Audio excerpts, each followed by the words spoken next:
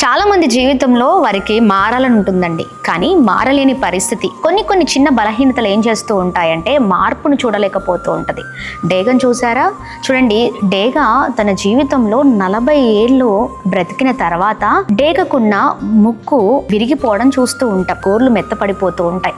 దాని తర్వాత దానికి ఉన్న రెక్కలు బలహీనమైపోయి ఆ రెక్కలలో మరి బలహీనత ఉండడం ద్వారా ఎగరలేని పరిస్థితిలో మరి ఆ డేగ ఉంటుందండి. కానీ ఆ డేగ తనకున్న జీవితంలో 2 దారులను తన జీవితంలో అది చూస్తూ ఉంటది. ఒకటేమో ఇంకా చనిపోవడమే దారి, మరొకటేమో తన జీవితంలో మార్పుని అది చూడాలనుకుంటుంది. ఎలాంటి మార్పు అంటే అది ఎంత నరకమైనా దాన్ని భరించి ఆ మార్పును చూడాలనుకునే స్వభావము డేగది. మరి రెండో దాన్ని డేగ ఎంచుకుంటుందండి. డేగ ఎంచుకున్న తర్వాత అది ఎంత కష్టమైన మార్పు కొరకు ప్రయత్నిస్తూ ఉంటది. డేగ తన బ్రతుకు జీవితంలో ఇంకా కొనసాగడానికి అది కొండపైకి ఎక్కి విరిగిపోయిన ఆ ముక్కును రాళ్లకు వేసి పగలగొట్టుకుంటుందండి. పగలగొట్టుకున్న తర్వాత మరి దానికి కొత్త ముక్కు రాగానే ఆ ముక్కుతో అదేం చేస్తుందంటే తనకున్న రెక్కలకున్న ఈకలను అలాగే గోర్లను ఆ ముక్కుతో తీసివేసుకోవడం చూస్తూ ఉంటాం. ఆ ఈకలు కానీ అలాగనే దాని గోర్లు రావడానికి 150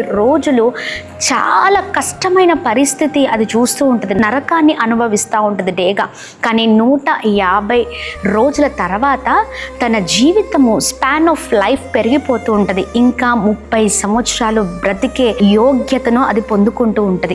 ఎస్, మన జీవితంలో కూడా మనము మార్పుని మనం కూడా చూడాలండి. మనం ఏం చేస్తూ ఉంటాం? చనిపోవడమే దిక్కు అనుకుంటూ ఉంటాం. ఇంకా అయిపోయిందిలే నా జీవితం అనుకుంటూ ఉంటాం. మార్పు లేని జీవితాలు చాలా మందివి. చూడండి, మార్పును కోరుకొని మరి ఆ డేగ తన జీవితంలో ఎంత నరకమైన అనుభవించి తన జీవితాన్ని పొడిగించుకుంటుంది. అలాగనే మన జీవితంలో కూడా ఆ బలహీనతలు ఏవున్నా చూడండి, దాని శరీరంలో ఆ బలహీనతలు దాన్నంతటే అదే మరి ఆ బలహీనతలు తీసుకున్నట్లుగా మన జీవితంలో, మన క్రైస్తవ జీవితంలో లేదా మనిషి జీవితంలో మనం కూడా మనకున్న చిన్న పొరపాట్లు, చిన్న బలహీనతలు మనకు మనమే తీసివేసుకోవాలి.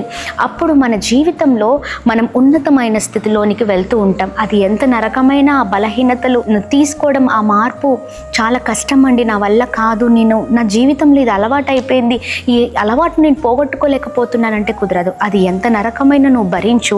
ఆ నరకము ఒకానొక రోజున నిన్ను ఉన్నతమైన స్థితిలో, ఉన్నతమైన స్థాయిలో నిలబెడుతోంది. మార్పు నీ జీవితంలో ఉన్నతమైన స్థితిలోనికి నేను తీసుకొని వెళ్తుంది.